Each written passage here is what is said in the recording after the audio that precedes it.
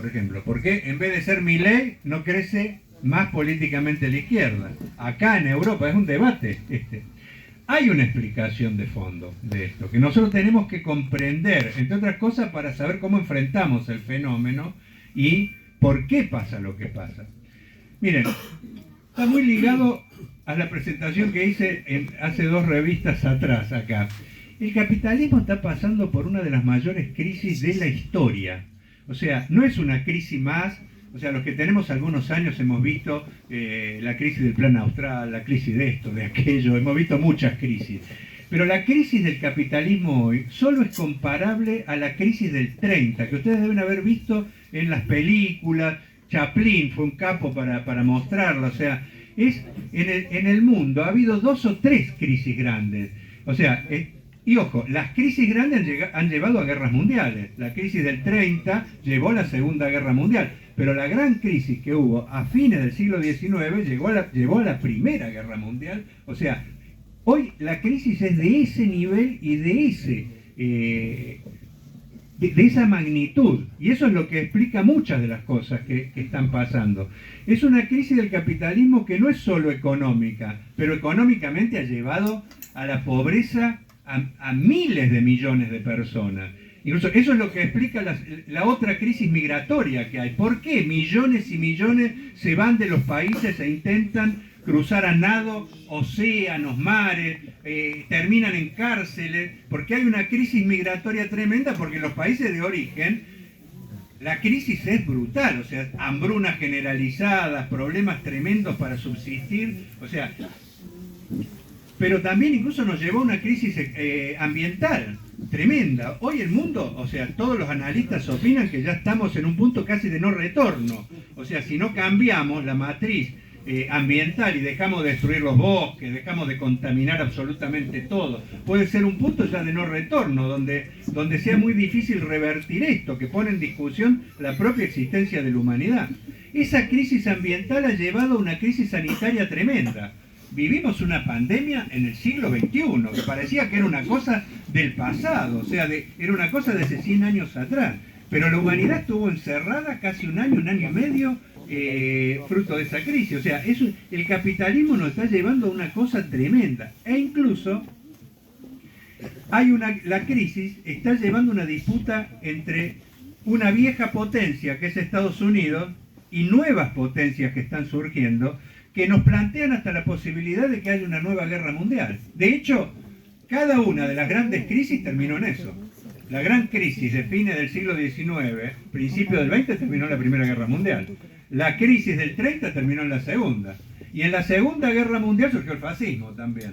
Porque entonces tenemos que buscar entender la magnitud de la crisis capitalista que estamos viviendo. Ahora, ¿por qué? Vuelvo a la pregunta recién. ¿Por qué si la crisis del capitalismo es tan grande la gente no dice, bueno, el socialismo es la salida? ¿No es cierto? Y se hace socialista y vivimos mucho mejor. Bueno, hay que explicarlo por muchos factores a eso. Sobre todo porque todavía no hay una dirección como para que pueda capitalizar. Pero esencialmente por otra cosa. Miren, cuando empezó esta crisis capitalista brutal, la gente giró a la izquierda. O sea, porque esta crisis empezó a principios de este siglo, a principios del siglo XXI. Tuvo el pico en el 2008. Ahora, ¿qué pasó en esos primeros años? A nivel mundial, la gente empezó a buscar en la izquierda la salida. No buscó a los fachos estos como salida. Recordemos algunas cosas en Latinoamérica. En Latinoamérica, por ejemplo, hubo una revolución en Venezuela tremenda, que acaparó la atención de mucha gente. Incluso fue una revolución que logró recuperar el petróleo, o sea, hacer cambios importantes en ese momento. Había gente, yo viajé a Venezuela, había gente que no conocía un médico, por ejemplo, ni un dentista en Venezuela. Esa revolución logró algunos avances en ese momento. Esa ola se hizo latinoamericana. Acá tuvimos el 2001, recuérdense. El kirchnerismo, que fue muy vivo, se pintó de izquierda, porque la ola iba hacia la izquierda. Para evitar que nosotros lo hiciéramos fuerte, empezó a tener un discurso de izquierda. Pero en toda Latinoamérica se tiñó de fuerza de izquierda. Casi, o sea, si hacemos el mapa, en Paraguay ganó una fuerza que se decía de izquierda. En Uruguay, el Frente Amplio. Bueno, pero Bolivia, Ecuador, o sea, podríamos pintar prácticamente todo el mapa. Cayeron gobiernos históricos, tradicionales en casi todos lados, en México. Ahora, y en Europa también pasó lo mismo.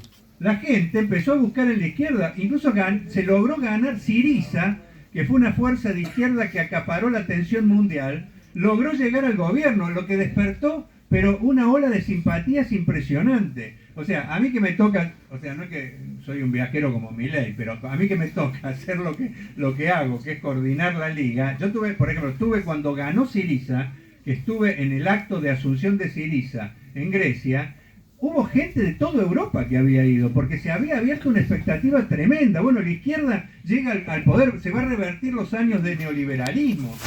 Surgieron en toda Europa fuerzas de izquierda con mucho peso. Surgió Podemos, por ejemplo, en España, que fue una fuerza que tuvo mucho peso. Pero expresiones así, Die Linke en Alemania, el bloque de izquierda en Portugal, en todo el continente empezaron a surgir fuerzas de eso. O sea, la primera respuesta del movimiento de masas a la crisis capitalista no fue la ultraderecha, fueron estas expresiones. Pero ¿qué pasó? La crisis capitalista es tan grande que no hay modo de solucionarle los problemas a la gente sin tomar medidas anticapitalistas. O sea, no hay forma de darle de comer a la mayoría, solucionar los problemas de salud, de educación, crear industrias para dar trabajo, si no te toman medidas de fondo, si no se rompe con el FMI. Estos gobiernos, que no eran una verdadera izquierda, se habían pintado porque la ola iba hacia la izquierda, no tomaron ninguna de estas medidas y empezaron a entrar en crisis.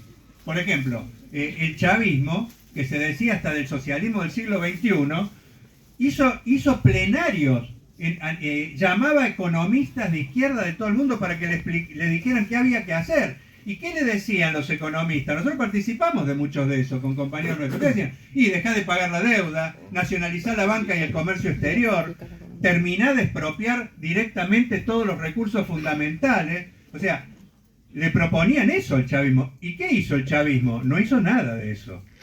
Creyó que podía negociar con el capital y no tomó medidas de fondo. Al no tomar medidas de fondo, como el momento histórico en el que estamos no deja margen para reforma, para nada, o los ajustás a ellos o terminás peor, se fue degradando a tal punto que es la Venezuela de hoy, que es una cosa que es imposible de defender, porque se fue transformando en una burocracia que aprovechó los recursos del Estado para hacerse casi una nueva burguesía. No solucionó ningún problema, hizo que se retrocedieran las reformas que se habían hecho en el pico de la revolución, se fueron para atrás. Y claro, ¿y la gente qué hizo frente a eso? Y empezó a desilusionarse, y esa desilusión, ¿a qué los llevó? A que empezara a mirar la única alternativa que tenían. ¿Y cuál era la única alternativa? La que fueron construyendo los yanquis, esto. Entonces, y eso pasó también en Argentina. A ver, que el kirchnerismo del 2001, que prometía el oro y el moro, no tomó, al revés, pagó deuda externa como nunca. Pagó, en el gobierno de Cristina, en los 12 pagaron 300.000 millones de dólares, con el verso de que iban a romper con el FMI pagándole la deuda. O sea, ¿y de dónde sale la plata de la deuda? Después de la deuda sale del bolsillo nuestro, porque si vos pagás la deuda es todo lo que te falta. Bueno, pasó eso. Se llegó al colmo que Syriza en Grecia, que logró el poder, este partido que tenía una expectativa tremenda, hizo un plebiscito para decir si tenía que pagar la deuda o no pagar la deuda. Un plebiscito que, o sea, todo el mundo seguía ese plebiscito. Yo me acuerdo acá que estaba, por ejemplo, Pino Solana en ese momento que estaba en el tema, que decía, bueno, se gana eso va a abrir una ola mundial, porque ese plebiscito, si se gana y se rompe con la deuda, con la troika europea, va a generar una ola de simpatía tremenda.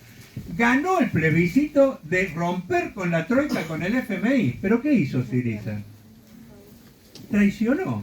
O sea, convocó un plebiscito para ver si la gente estaba, porque con el verso ese famoso de que la gente no está en condiciones, o sea, no está en condiciones de hacer los cambios, o sea, la gente no da, o sea, y la gente le dio una respuesta categórica, rompan, y no rompió. Eso generó una ola de desmoralización tremenda, tremenda, de esta falta